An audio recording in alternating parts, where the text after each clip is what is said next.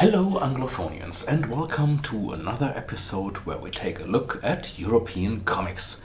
And today it's time to return to the wild west with Lucky Luke. The story today is called Grand Rodeo and it's, well, a milestone in a way because Maurice, the creator of Lucky Luke, had never been in the United States of America, but this should change.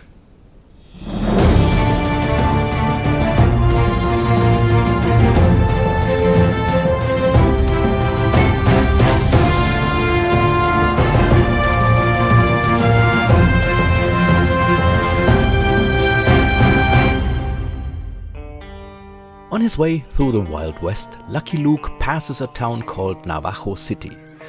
He actually only wants to spend the night here, but then he realizes that a big rodeo is supposed to take place. Lucky Luke wouldn't be a real cowboy if he didn't want to take part, so he looks for a place to stay at the Red Barrel Saloon. There he overhears people talking in fear about a guy who goes by the name of Cactus Kid. He wonders who this guy might be as he meets him. Cactus Kid also wants a room in the Red Barrel Saloon's hotel, but there is only one room left.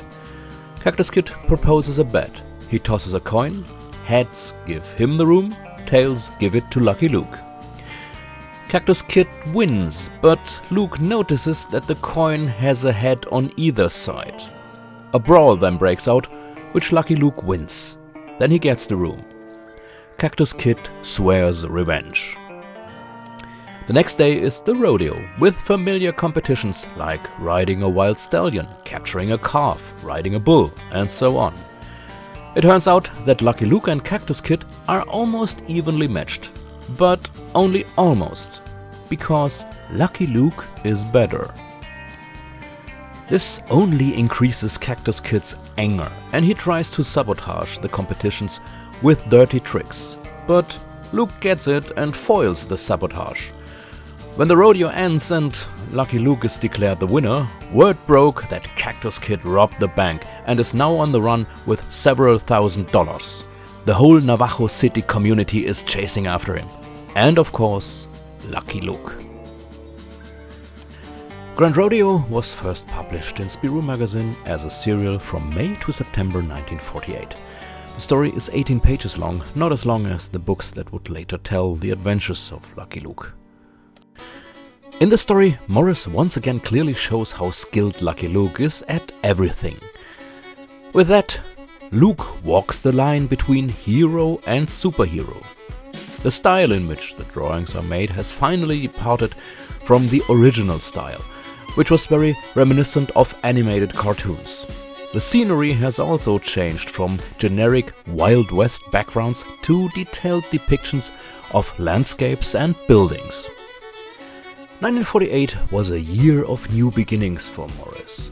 He worked with the draftsmen Gigé and Franquin. At the time, Gigé had taken over the Spirou series from Rob Well and had already passed it to Franquin. And while Lucky Luke experienced his adventure in Navajo City week after week, the three artists, who were also private friends, came up with an idea that not only seemed crazy and fantastic in retrospect.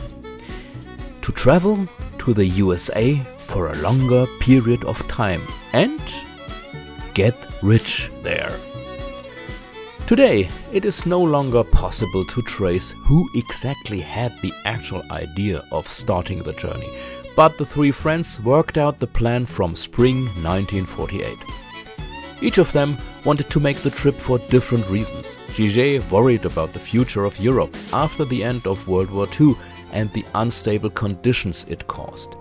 He wanted to settle down entirely in the United States. Franquin saw the possibilities as the United States seemed to him to be the mecca of comics. Finally, Maurice saw an opportunity not only to experience the American West firsthand, but also to fulfill a dream he still hadn't quite forgotten: to work in motion picture animation. Franquin later claimed that Maurice specifically wanted to work for Walt Disney, but Maurice said no, he didn't. By the time the three friends arrived in the United States, Disney had just laid off a large portion of its employees. It was the worst possible time to introduce oneself to Disney as an unknown European artist. What Morris definitely wanted was to travel the American West. Even if his drawings got better and better in terms of the landscapes, the houses and typical facilities, he still had these images from films and documentaries. He could go on like this, of course. Well, there's a German writer called Karl May who did exactly that. He wrote Western stories about the American West and has never been there.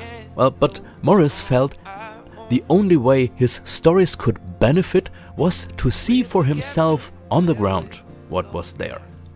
It was August 1948 when the three friends, including Giget's family consisting of his wife and 4 children, left for America.